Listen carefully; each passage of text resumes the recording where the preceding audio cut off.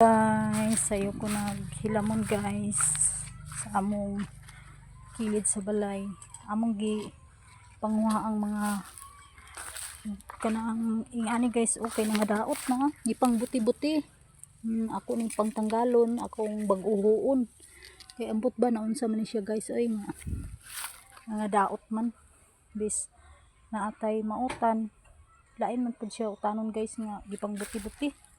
Ano lain kita na ako na siyang baghuon guys. Nagsugod na kog hilamon. Na akong kuan guys, akong kumbi guys. Tanaw-tanaw lang siya guys, kaya di man siya makatrabaho kay na kuan pa man iyang braso guys. Tanaw-tanaw lang siya sa ako guys. So guys,